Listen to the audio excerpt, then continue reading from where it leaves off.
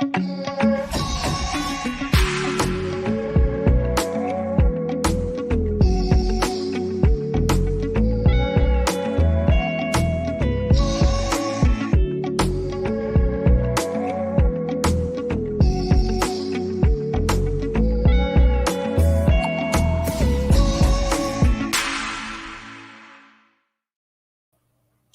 everybody, welcome to Sama. I'm Derek Mazzoni, your host. Sama is based in Seattle. We are Seattle Sacred Music and Art, and thank you for being here. Thank you for being here for the entire year. It's been a really interesting year, obviously. We're still in the middle of this pandemic, but in this process, we've been able to share music and artists from all over the world via the power of technology. And that technology is changing pretty radically. The things that we're doing right now are very different than what we expected to do in April of last year. But we pivoted and we found a way to bring you musicians and songs and stories of artists who are making a difference in the world and allowing their art form to make a difference and to help people heal. Today, we got the Secret Trio, three astounding musicians, an oud player by the name of Ara Dinkjian, probably mispronouncing that, Ishmael Lumanovsky on clarinet, and Tamer Pinarbasi on the kanun. It's a 76-string zither. They come together to create a new type of chamber music, combining elements and sound, textures, and rhythms with new and interesting approaches to their instruments. They perform original pieces, traditional melodies that fuse the microtonal modes and improvisations of the Middle East, dance beats of the Balkans, elements of jazz, rock, classical, and global/world music. I'm stoked to have them. As always, we're based in Seattle, and so if these artists will start touring again, and they will, and they'll come here to the Pacific Northwest, which is really far away from most of the United States, they'll be coming to visit you. So look for them out there, and right now we're going to play you an example of their work, and then we're going to have a chat with Ara and Ishmael and Tamer. Thank you for joining us here on Sama.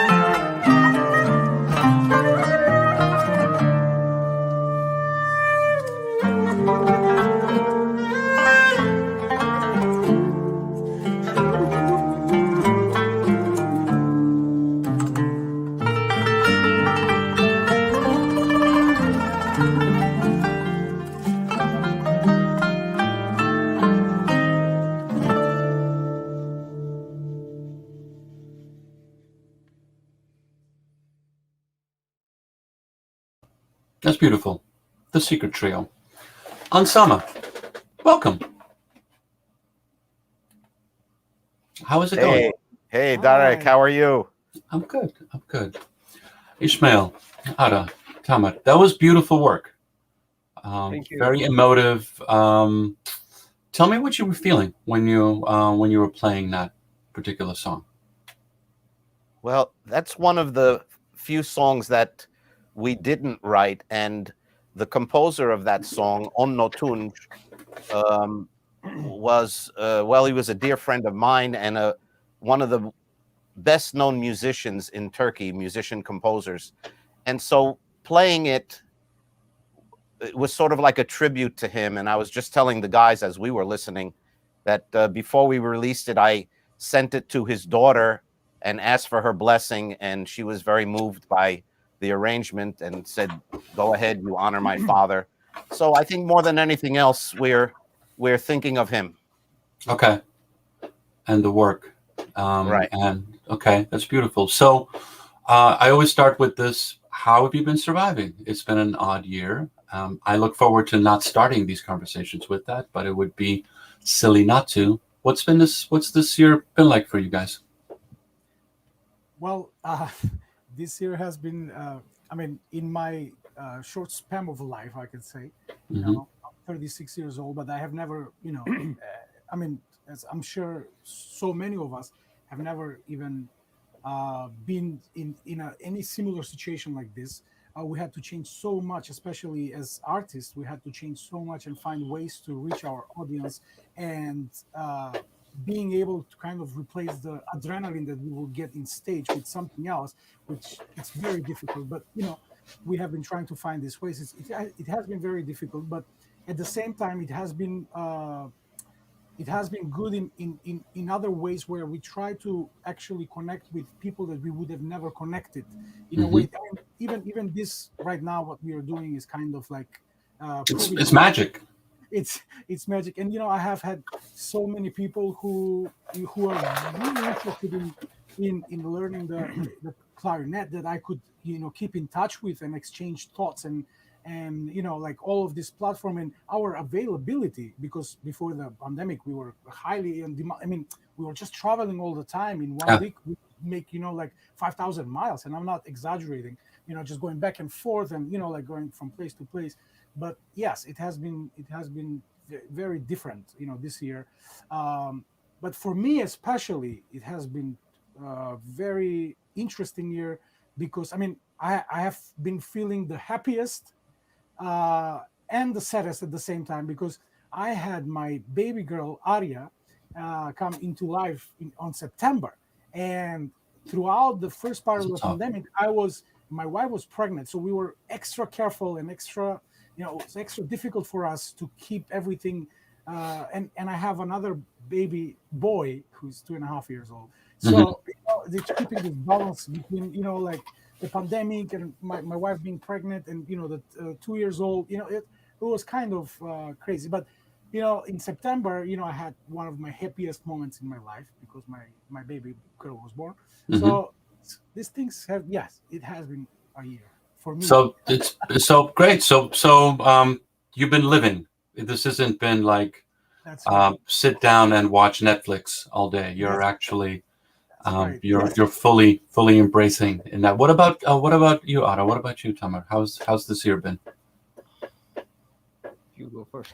Okay. The last time I played live was with these gentlemen. We were in California, San Francisco, and we just made it back, and was weird. everything closed, and He was wearing masks. yeah, and then every day we would receive another phone call or email of this cancellation, that tour is not going to happen, this recording session is canceled, and it was terrible.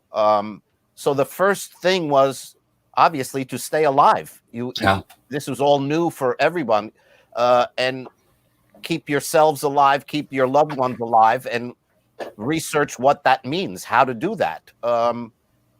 And then once you kind of got control of that, I felt like you have to remember who you are, and what you do. And the pandemic gave us an opportunity to do things that we otherwise, like Ismail was saying, would not have had the time to do, be it compose or arrange a piece or research a piece, or like Charlie Parker said, you got to live before you play. So to experience life in itself and then have something to play or write about. So yeah, we seem to have survived it. I'm hoping we've seen the worst of it, and that we can get back to physically touching and being together and making vibrations through the air that somehow affect people, hopefully in a positive way. Got it. Perfect. What about you, Tama? When it started, I was happy because I was home, no traveling, doing nothing. For a week, it was great, and then not so great. And I don't want to go home. I don't want to stay here now. Yeah, I know. That's I miss coming home. I will say that. That's been the thing. I miss coming home. But it is. We are changing. We're pivoting, and one of the reasons when Mehmet and Ilhan suggested that I interview you was that I'd been listening to you, and I've been playing your music on my show on KXP, and it's one thing to sing and create an emotional response and a reaction. It's another thing to do it with instrumental music, and you guys do that. There's a nice the heart pulls when you guys are playing. So bravo, being able to do that. But I feel like that ability to take your instrument and turn it into a vehicle for that kind of expression is really powerful now. Back in March, when everybody's like, "Oh my God, what's going to happen?" and how is this going to?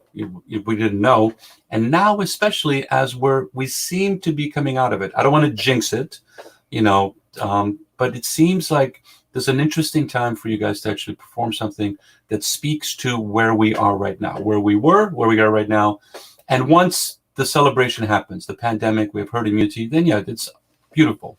You guys are going to be.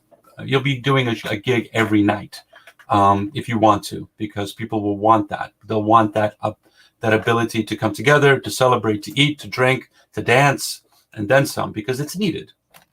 But right now, that particular place where we're in right now, where it's still confusing, you look at the news and it's like, okay, what could be going on? What's happening here? There's a need for what you're doing, and so thank you for being there. Thank you for being available to make that work. And I'm curious: is this something that I'm just pulling out of my head, or is this something that you guys are thinking about as musicians, as an artist, also? Well, what I'm about to say is not something that we have ever discussed, but I'll react to a point you made about singing is one thing, but to do it with instruments is another. It is my personal feeling that instruments are always trying to emulate the human voice. And that's why I personally think things like the violin are so popular around the world in vastly diverse cultures. It's because it's so much closer to the human voice than, let's say, a drum. And so in my own case, my father is an Armenian folk singer. And when I compose or hear melodies or play my instrument, I'm trying to sing. I'm really trying to sing to reach people. Because I don't have a singing voice of any value, I'm trying to do that through my instruments. And even though, like I said, we've never discussed it, I believe my friends here are doing the same thing. We're trying to talk to you through our instruments. Definitely. Yeah. Okay. What are you trying to say? Well, I think of what Duke Ellington said close to 100 years ago. Music is how we say, "I love you." Mm-hmm. I love that. That's good. That's beautiful. Thank you. Thanks for sharing that. Okay, let us hear the next song that you have for us. And thank you. This is Tutsak. What is Tutsak? Is that a name? Well, we already heard Tutsak. Oh, my bad. Sorry. Let's hear for Alexis. Right. But let's go back a little bit. What was Tutsak? Tell me about that. Well, like I said, it's a piece written by Onno Tunç. Tamer, what does Tutsak mean? What does Tutsak mean? That means slave. Slave. Tutsak means it's you're holding to something. You're Slave, It's like something like you're that. slave to Okay. something. Yeah. Yeah. And so you're Armenian, and both of you are Turkish. I was born in Macedonia. Macedonia. Okay. Yeah. I'm sorry. I don't want to say that you're Turkish or anything. I know the political No, my complications of. ancestry, I have Turkish ancestry as well. Okay. But I was born in Macedonia. Yeah. Okay. And where were you born? Who are you talking to? Both of you. You're He's from Bitola. I'm from Bitola. okay. And were you born in Armenia or were you born in the States? I was born in Jersey. You were born in Jersey. Okay. I'm an Armenian from Jersey. Awesome. Okay. Perfect. Okay. Okay. So let us now kick back into the song. But Tamar, were you born in the States or were you born abroad? Turkey. Turkey. Where in Turkey? Karaman. Where's that? It's in Turkey. Come on. This is great. That was perfect. That's great. Appreciate that. You know, it's a pandemic, so I'm gonna let that slide because I know you're going through some hard time. I know you don't want to go home, which so we'll just let that be for now. Let's hear for Alexis right now on Sama.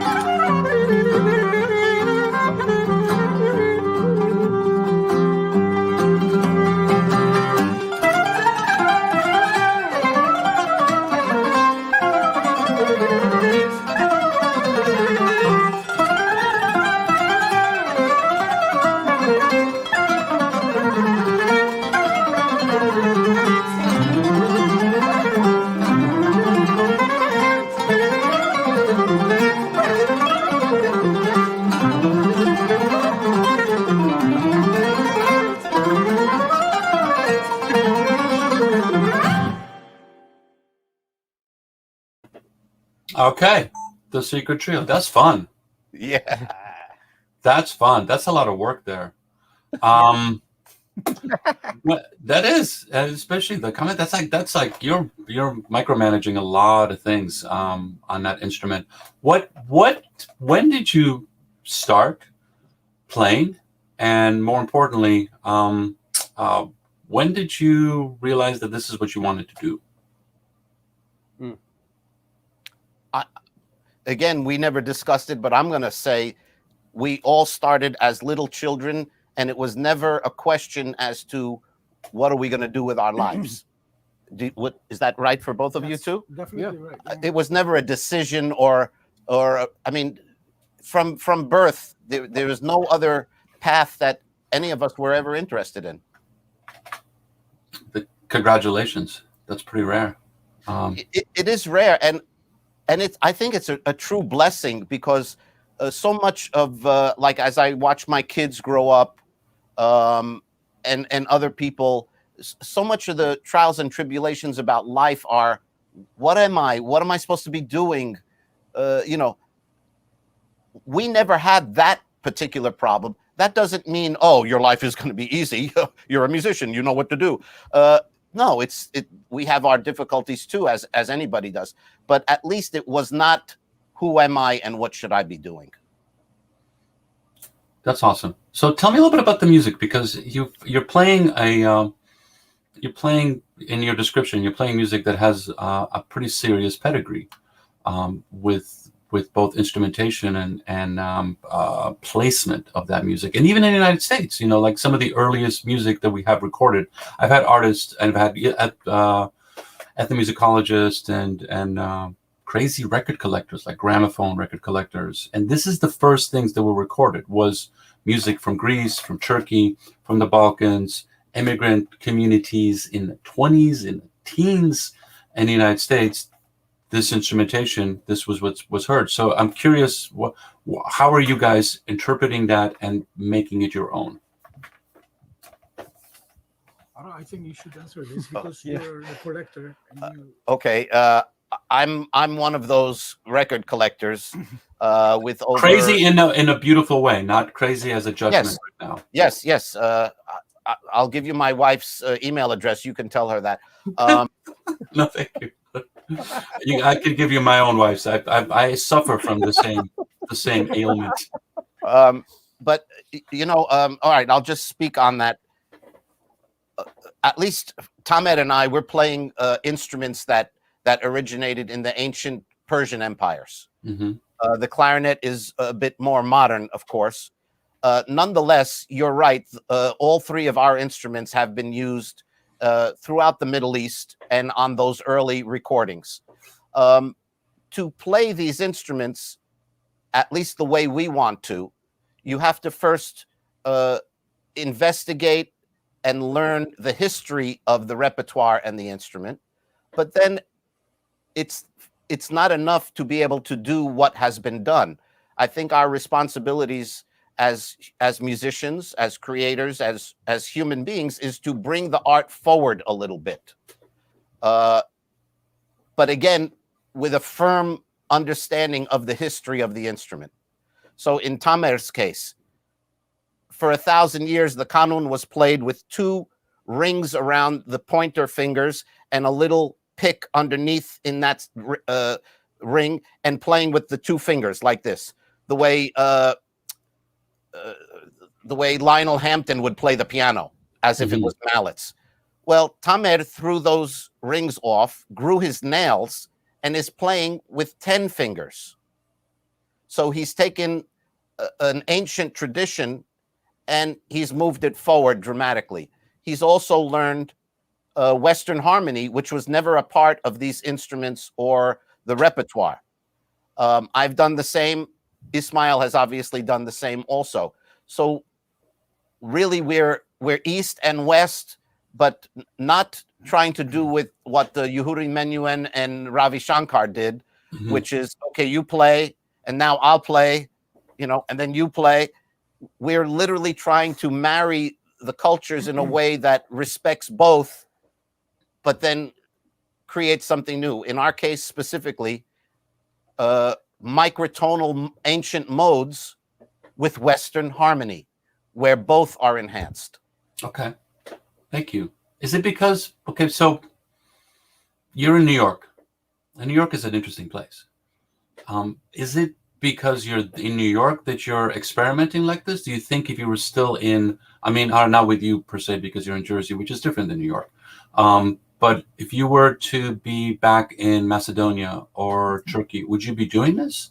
Or is it because you're in the new country and you're able to experiment like this without somebody telling you that's not the way we do it? Actually, that's why I moved here. Okay. Yeah. Fantastic. I'm glad you said that. And actually, it's a brilliant question.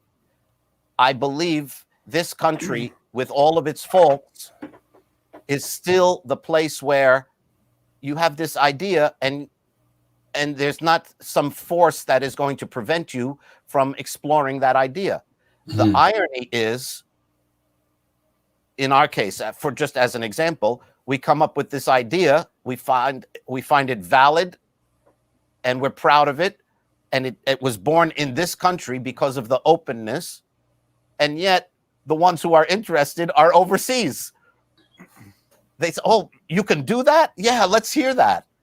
Interesting. Meanwhile, it was, so much of it is rooted there, but they don't have the open society, the open mind, as much as we do here. So it's an interesting situation.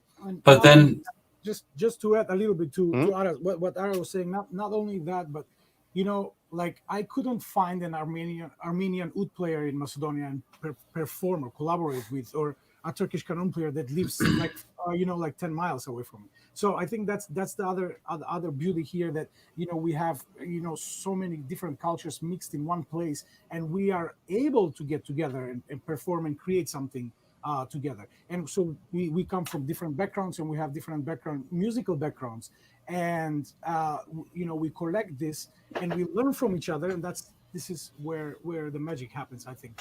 Okay.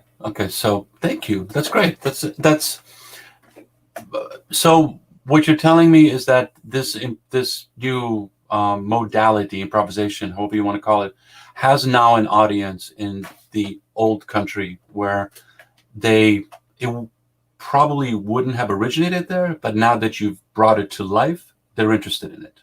They're interested to see what this is. Well, more specifically, I mean, the ancient microtonal modal music comes from there, but what groups like ours have contributed is the color of European Western harmony to that microtonal modal music. Got it. How'd you guys find each other? Well, when you have talents like this living anywhere, you'll find each other. I mean, word of mouth. Have you heard that clarinet player? Oh my God, there's this kanun player I heard. He's unbelievable. You got to meet him. I mean, eventually we're going to find each other. Okay. So it was word of mouth. It was the magic of New York. Okay. Yeah. Perfect. You have a performance you're going to do live. Is that true still? Let's play for you. Thank you. Specifically for you, Darek. I'm not worthy. Yes, you are. Yes, you are. Dziękuję bardzo. Let's see if we have room here. Are you ready? Oh yeah. I'm gonna be a little squeezed, but Sorry. Okay. All right.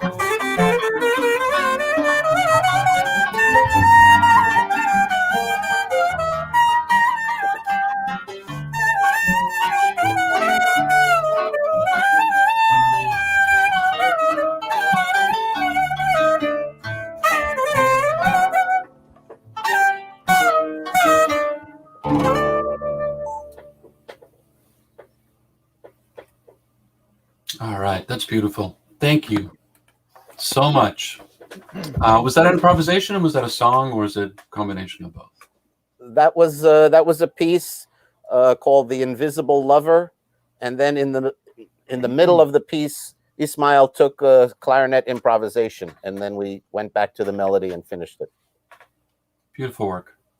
It's no wonder you guys are good, and I'm not just saying that because I'm a fan of this, but you're good, and there's a lot of passion there, and I could see why you would be touring pretty much constantly, because this is lovely, and look forward to having you guys here and just like back on the road again. Are you ready for that? Are you ready? Like, Oh yeah. Anxious. yeah. We need it. We need it. We need the human thing, not in a screen, but breathing and Mm-hmm. People in there clinking, Yeah. just like real reaction. This is we talked about this before, maybe not on air, but there's like an emotional tenderizing quality to this, where it in the region, even it's just like kind of like you start, the music kind of gets you ready, and it's almost like therapy. It's just like, okay, you don't come in right there, you're just kind of like work your way up or around, and suddenly the music takes you on its journey and then leaves you better than when you started. Like, like an actual, the only way I could describe it is like a deep breath and come out, and then it lingers and it lasts, and it gives you a sense of a little bit of an armor against the bullshit of reality, of real life. And the fact that musicians haven't been able to share that, and the audience hasn't been able to receive that, which has been really sad. And I hadn't thought about this until I was thinking about this and I was hearing you play. It's just like, I'm going to get verklempt right now because we're in a pandemic and I can cry. But this is an emotional catharsis and a release that's needed, and we haven't had it. And there have been parts that have been hard to explain. Like, why am I missing this so much? Like, what is going on here? It's different. It's not like being in a club dancing or a big gigantic show or something. It's that kind of intimate experience that you have in a small room with artists such as yourselves and an audience, and also sharing that together and having that whole thing together is, if you've never had it, it will change you. And if you haven't had it for a long time, you really miss it on both fronts. So thank you for eloquating that. And so pandemic is gone. What are you guys going to do? What's the first thing? Just like, you guys going to go to Drome or like play someplace? Like, what's the thing? We've already started to get together and to rehearse new material, and we're preparing for not only live performances but to continue to record. So yeah, we're going. Okay, and then international, or are you going to wait up on that, as we all are? Well, I mean, most of that has to do with receiving the invitation. In other words, for the doors to be open, over there. So, I mean, we're ready. We're hoping that the rest of the world becomes ready soon. Okay, let me ask you another question, and this is coming up a lot as I'm doing all the various Sama sessions. With KEXP, it's a little different because we're a huge entity, and we cover the gamut from every single genre, huge stars to up and coming. This is an interesting opportunity for artists who can now reach an audience in a different way. And we've been talking about this as like, okay, what are we missing? Okay, we're missing playing live, we're missing touring, we're missing on stage, but we've also learned a lot. Like we're doing this right now. We're on the other side of the continent, and we're doing this live. It looks good, it sounds good. We've learned a lot in this place, and I'm always curious, what have you learned, and what would you like to continue knowing that you can now? Because last February we didn't know we could do this. This was like gamers or something way in the future. Now it's like click, click, click. We're here. What would you like to? I resisted oud lessons via the computer for years. I didn't feel that it was intimate enough. I didn't feel that the students would get what they deserve from it. But the pandemic left me no choice, and so I started it. And I see the students are so appreciative of the time and the opportunity, and it's not as bad as I thought it would be as far as what they're getting out of it. They seem to be very appreciative and happy, and so I've learned, okay, you can do that, and if you have no other venue, you could make a video in your backyard and present it to people, and they'll be very appreciative. And that's what I've learned. What about you guys? I mean, as we have been talking about this period, it has been pivotal for many things, and I think this is one of the things that technology has brought us to. And I think artists, as Ara said, we have been a little bit more lazy about advancing and like trying to do live concerts online and all that stuff. But I think this has forced us to get there, and I think it's. As I'm thinking of it, and as Ara said in the beginning, it was very weird and very awkward, and I think the technology and the platforms were not as advanced as they are right now.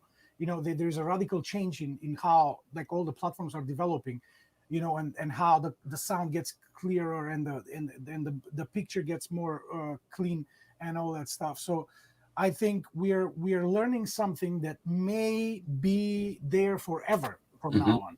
And I think that even if we are touring and doing all this stuff, and we can throw, like we can meet with people and like, like play even a live concert before another concert, if it's needed. Sometimes I think this will be probably created, and there will be live concerts after this. I think so, and as Ara said and mentioned, it's not as bad as we thought it is. We are kind of connecting, and I'm getting satisfied right now. Like doing this program, I'm getting satisfied. I'm getting some kind of adrenaline that, like I need in my life. I know that people are listening and hearing, and, we can perform, even though we don't see the people, you get at least half of it. So I think, this could stay, and it's not as difficult because we're here. I drove 5 minutes, like we're all, around. It's very easy to get together. Do I like it, and do I want to do this all the time? I'm not sure about that, but we are learning. So and it's a good thing. People were asking, man, there will be a time where you're gonna play a concert in Japan and then go to Turkey and play another concert the same day. Now we can do that actually without going there. Being in front of our computer and do it. Anyway, so it's true. It's true. What about you, Tom? Same. Come on, you're a human being. You've got a different perspective. Come on. I like to play live. I mean, that's my thing. I want to go on stage and play for people. I want to see them. When you see them, you feel different. Yeah. Okay. I mean, what can we do right now? This is okay. I'm with you, but I grew up in what I'm doing right now, and the experiences that I've had, I would not have had if I stayed in Poland, especially in a little village in Poland where I lived. And I could not get this music. I could not get this experience. And this is the thing that I'm kind of like leaning on here, is that you're able to reach people in this way, not in the ideal way, because you can't be everywhere and they can't get to you. But you can share your work with more people now than you ever thought possible. And that could impact them in ways where they could change their lives. It could help this music grow, the culture around it grow. And I think it's kind of part of the practice now. If you're going to learn how to do this and play this, I think it's important for you to actually learn how to do this too, because this is where your audience is. Not in a way where like, the money is or anything, but as in like to find the next Tamet who might be living in Korea. It's like, wow, I fell in love with this thing. You might not play there. You might not, it could be the world is more than its capital cities. The world is more than like large countries that have airlines and everything. And this is the way you can actually reach billions of people in a way that doesn't require, a crazy amount of money and everything else like that. And so I think, and the big artists, the superstars know this because they have like 20 people. That's all they're doing is thinking about this. But for artists that are creating other types of music that needs more work, needs more time to listen to play, to example, I think this is an amazing time to actually, once the show's open and everything else like that, I think it's going to be an amazing time for all different types of genres, beyond genres, and performers from all over the world to share. I'm super curious. I'm really excited to be alive right now, even though this has been a fucking nightmare. I'm really excited to see what will come after this. Darek, with all of that in mind, what you just said, thank you for playing your part in bringing, all of this music to people out there. Thank you for what you do. Thank you for playing it. Can we have another song?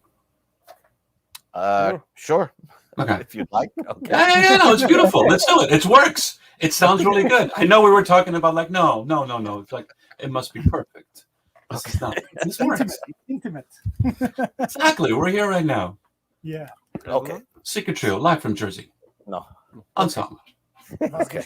Yeah.